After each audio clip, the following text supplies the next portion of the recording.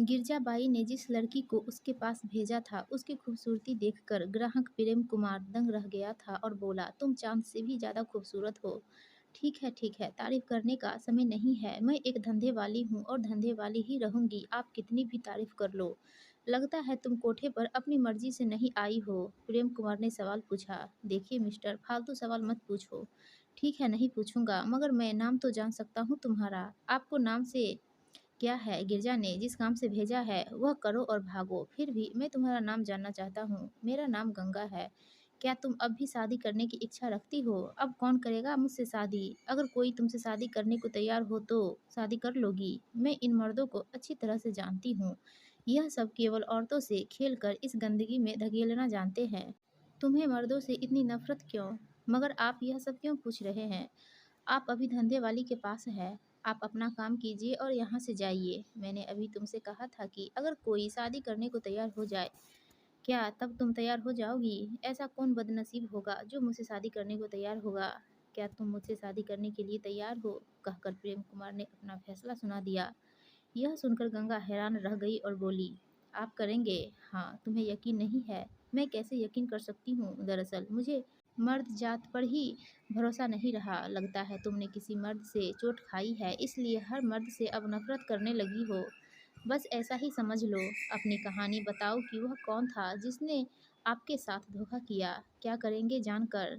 सुनकर क्या आप मेरे घाव भर देंगे? गंगा ने जब यह सवाल उछाला तब प्रेम कुमार सोच में पड़ गया। थोड़ी देर बाद इतना ही कहा, अगर तुम बताना नहीं चाहती हो तो मत बताओ, मगर इतना तो बता सकती हो कि यहाँ तुम अपनी मर्जी से आई हो या कोई जबरन लाया है। प्यार में धोखा खाया है मैंने, कहकर गंगा ने अपनी नजरें नीचे झुका ली। मतलब गंगा के भीतर गहरी चोट लगी हुई थी। साफ है कि जिस लड़के ने तुझे प्यार का विश्वास जताया वही तुम्हें यहाँ छोड़ गया। छोड़ नहीं गया, गिरजाबाई को बेच गया।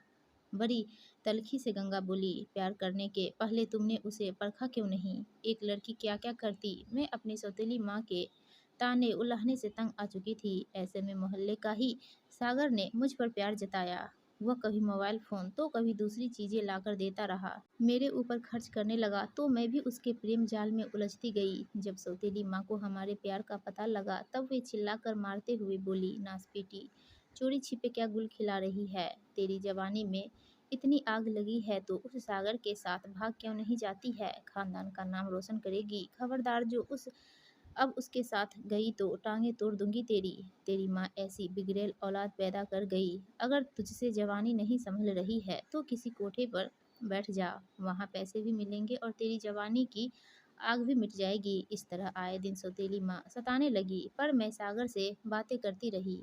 वह कहता रहा, घबराओ मत गंगा, मैं तुमसे जल्दी शादी कर लूँगा। मैंने उससे पूछा, मगर कब करोगे? मेरी सौतेली माँ को हमारे प्यार का पता चल गया है, उन्होंने मुझे खूब पीटा है। यह सुनकर वह बोला, ऐसी बात है, तब तो एक ही काम रह गया है। मैंने हैरान होकर पूछा, क्या काम रह गया है? उसने धीरे से कहा, तुम्हें हिम्मत दिखानी होगी। क्या तुम घर से भाग सकती हो? यह सुनकर मैंने कहा, मैं तुम्हारे प्यार की खातिर सब कुछ कर सकती हूँ। मेरी यह बात सुनकर सागर बहुत खुश हुआ और बोला, चलो आज रात को भाग चलते हैं। रायपुर में मेरी गिरजा मौसी है, वहाँ हम दोनों मंदिर में शादी कर लेंगे। तुम घर से भागने के लिए तैयार हो ना? मैंने बिना कुछ सोचे समझे कह दिया, हाँ मैं तैयार हूँ। सागर रायपुर में मुझे गिरजा मौसी के यहाँ ले गया। फिर वह यह कहकर वहाँ से चला गया कि मंदिर के पंडित जी से शादी की बात करके आता हूँ, पर वह मुझे छोड़कर जो गया फिर आज तक नहीं आया। बाद में पता चला कि वह औरत उसकी गिरजा मौसी नहीं थी, बल्कि उसे तो वह मुझे बेच गया था। सचमुच तुमने प्यार में धोखा खाया है, अफसोस जाहिर करते हुए प्रेम कुमार बोला। फिर कभी तुम्हारी सौतेली माँ ने तुम्हें ढूंढने की कोशिश नहीं की होगी, मगर मुझे नहीं मालूम। उसके लिए तो अच्छा ही था कि एक बला टली। अगर मैं जाती भी तब मुझे नहीं अपनाती।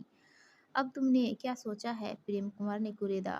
सोचा क्या है, अब गिरजाबाई के कोठे को ही सब कुछ मान लिया है। गंगा ने साफ कह दिया, मतलब तुम मुझसे शादी नहीं करना चाहती हो? हम एक दूसरे को नहीं जानते हैं, फिर मैं औरत जात ठहरी। आप जैसे पराये मर्द पर कैसे यकीन कर लूँ? कहीं दूसरे सागर निकल जाओ। तुम्हारे भीतर मर्दों के लिए नफरत बैठ गई है, मगर मैं वैसा नहीं हूँ जैसा तुम समझ रही हो। एक ही मुलाकात से मैं कैसे मान लूँ? ठीक है, मैं कल फिर आऊँगा, तब तक अच्छी तरह सोच लेना। कहकर प्रेम कुमार उठकर चला गया। गंगा को यह पहला ऐसा मर्द मिला था जो उसके शरीर से खेलकर नहीं गया था। 3-4 दिन तक प्रेम कुमार लगातार आता रहा, मगर कभी गंगा के शरीर को हाथ नहीं लगाया। तब गंगा बोली, आप रोज आते हैं पर मेरे शरीर को हाथ नहीं लगाते, क्यों? जब तुमसे शादी हो जाएगी तब रोज तुम्हारे शरीर को हाथ लगाऊंगा। प्रेम कुमार, हसीन सपने मत देखो।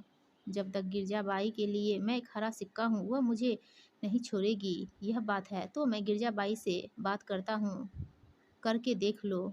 वह कभी राजी नहीं होगी। मैं गिरजाबाई को राजी कर लूँगा, मगर मैं नहीं जाऊँगी। देखो गंगा, तुम्हारी ज़िंदगी का सवाल है।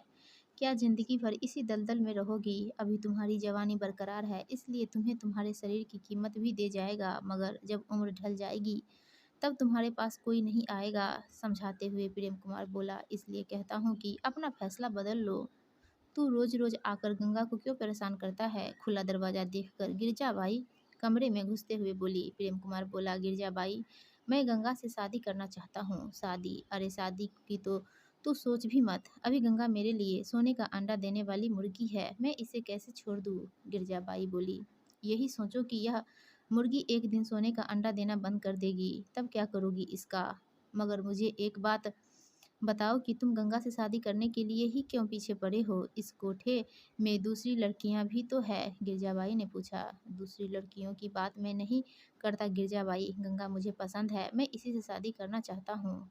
आप अपनी रजामंदी दीजिए। एक बार फिर प्रेम कुमार ने कहा, ऐसे कैसे इजाज़त दे दूँ? तुम कौन हो? तुम्हारा खानदान क्या है?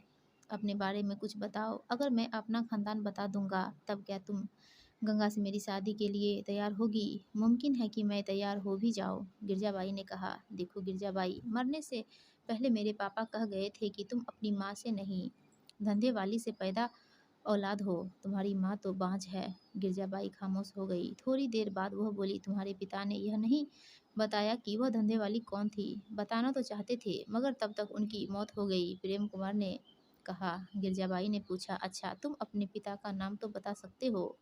रामलाल। तब गिरजाबाई कुछ नहीं बोली, वह अपने अतीत में पहुंच गई। बात उन दिनों की थी जब गिरजाबाई जवान थी। एक दिन रामलाल कोठे पर आया था और बोला, देखो गिरजाबाई, मैं तुम्हारे पास इसलिए आया हूँ कि मुझे तुम्हारे पेट से बच्चा चाहिए। मैं एक धंधे वाली हूँ। गिरजाबाई ने इनकार करते हुए कहा कि अगर बच्चा ही चाहिए तो किसी और से शादी क्यों नहीं कर लेते? मेरी शादी के 15 साल गुजर गए हैं, मगर पत्नी माँ नहीं बन पाई है। तब दूसरी शादी क्यों नहीं कर लेते हो? कर सकता हूँ, मगर मैं अपनी पत्नी से बहुत प्यार करता हूँ, उसकी खातिर दूसरी शादी नहीं कर सकता। रामलाल ने कहा, मैं इसी उम्मीद से तुम्हारे पास आया हूँ। तब गिरजाबाई सोच में पड़ गई कि क्या जवाब दे। बच्चा पैदा मतलब 9 महीने तक धंधा चौपट होगा।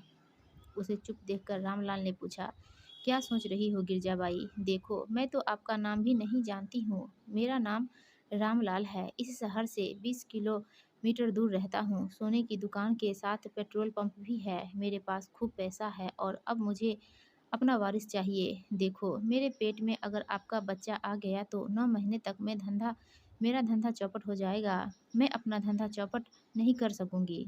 आप कोई अनाथ बच्चा गोद ले लीजिए। अगर मुझे गोद ही लेना होता तब मैं तुम्हारे पास क्यों आता? कहकर रामलाल ने आगे कहा, जब तुम्हारे पेट में बच्चा ठहर जाएगा तब साल भर तक सारा खर्चा मैं उठाऊंगा। जब गिरजाबाई ने यकीन कर लिया तब रामलाल अपनी गाड़ी लेकर रोज उसके कोठे पर आने लगा।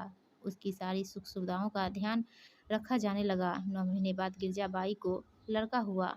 तब सारी बस्ती में मिठाई बांटी गई। 6 महीने के भीतर जब तक माँ का दूध बच्चा पीता रहा तब तक रामलाल उसे अपने साथ नहीं ले गया। बच्चा रामलाल को सौंपने के बाद गिरजाबाई अपने पुराने ढर्रे पर आ गई। जब शरीर ढलने लगा, ग्राहक कम आने लगे, तब वह कोठा चलाने वाली बन गई। ओ गिरजा, कहाँ खो गई? कहकर प्रेम कुमार ने उसे झकझोरा। तब वह अतीत से वर्तमान में लौटी। प्रेम कुमार को अपने सामने देखकर गिरजाबाई ने मन ही मन सोचा, अब बता दूं कि मैं इसकी माँ हूँ, मगर यह राजी रहेगा। मैं तो इसे जन्म देकर अपनी गोद में खिलाना चाहती थी। रात रात भर तड़पती थी। अरे आप फिर कहाँ खो गई? प्रेम कुमार ने एक बार फिर टोका। तुम्हारी माँ तो है ना?